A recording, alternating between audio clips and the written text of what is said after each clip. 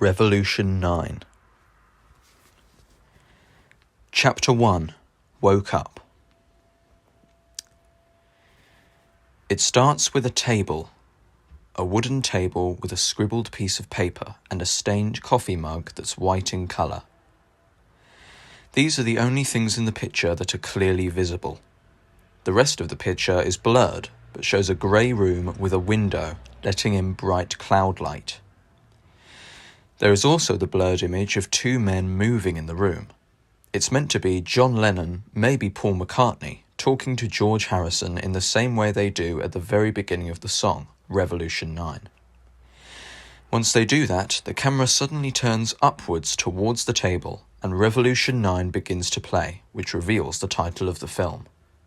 When the man in the song stops saying number 9, the picture suddenly goes black and keeps flickering to white and back to black very quickly. Also, words either in white or black flicker on and off the screen in seconds. First, the Beatles, then a troubled, then mind, and lastly, number 9 twice. As the song progresses, the picture then switches to the image of a blurred man moving in slow motion towards a light in a door. It looks like that for a few seconds until the song begins to play the trumpet noise. As soon as that noise plays, the camera instantly switches to a desk by a bed with a digital alarm clock on top of it that says 8 o'clock. You then see a hand reach out and turn off the alarm on the alarm clock. This suggests that the trumpet noise off Revolution 9 is this man's alarm. He gets up and looks around him, a little bit dazed. He had just had a dream that he saw John Lennon and Paul McCartney having a conversation in their own studio. Or was it George Harrison? He couldn't remember. He looks over at his clock. Damn, he thinks to himself. Should have woke me up at 7:30. He wasn't quite sure why. After a moment, he gets out of his bed and slowly puts his slippers and dressing gown on, as if he was sleepwalking. He yawns a huge yawn and begins to walk down the stairs, humming Eleanor Rigby to himself as he does so. You then see him in his small, cramped kitchen, looking through half-closed eyes, making his buttered toast and his decaf tea. Once he's done that, he takes his small but delicious breakfast over to his table, sits down on a scratched pale chair, and quietly drinks his tea, staring at nothing, and still quietly humming Eleanor Rigby. As he begins to hum the All the Lonely People chorus, the audience begins to hear the actual song, Eleanor Rigby, playing in the background, and begins to get louder and louder until it's rudely interrupted by the doorbell. The man reluctantly gets up from his chair, looking a bit annoyed, and walks towards the door. When he opens it, a jolly postman with a smile on his face is at the door. "Ah, hello there, sir," he says with a grin. "I have a package for a Tim Matthews, is that you?" Tim feels his cheeks go red. He's not used to others being this direct with him. Yes, that's me," he replies quietly. "Ah, that's great," the postman says. "Here you go then." He hands Tim the package and adds, "You're lucky you got this on time. It's been a busy season for us postal workers. Oh, just out of curiosity, Mr. Matthews, if you don't mind me asking, of course, what's exactly in this package of yours?"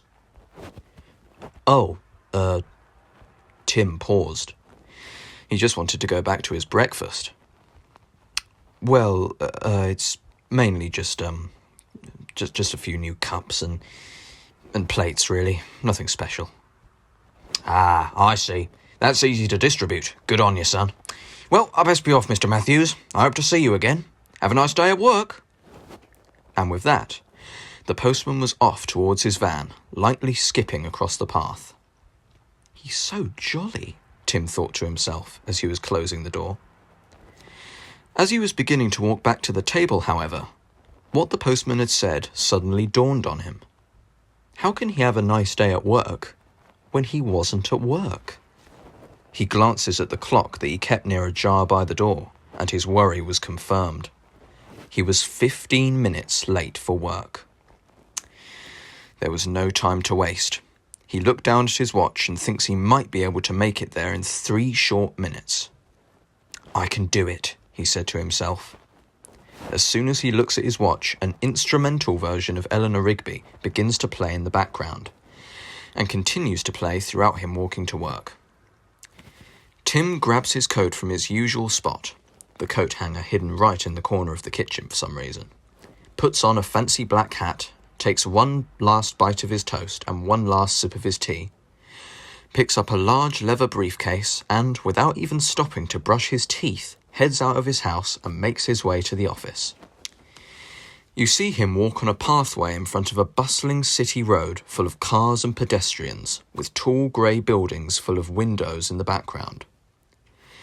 When a large red bus appears at a bus stop, he quickly but calmly fast walks towards it, hopping on with a graceful spring in his step. As soon as it comes to a stop, he jumps off and instantly speeds to the door of a large golden building in front of him. Inside, it's a businessman's haven. Men and women with serious-looking faces wearing smart suits walk around the place. A large clock encased in shiny glass sits high above, showing off its splendor to everyone. White pens and blank pieces of paper are stacked in a neat straight line as far as the eye can see. Well, maybe not that far. Tim ignores it all and goes straight for the lift, anxiously looking at his watch. Once the lift has reached the top floor, he runs off with controlled speed, sprinting past unknown co-workers and thinking that they look like such lonely people. He turns this way and that way, rushing around until he stops. There she was. His beautiful friend, Amy Townsend. At that moment, he went into a dream.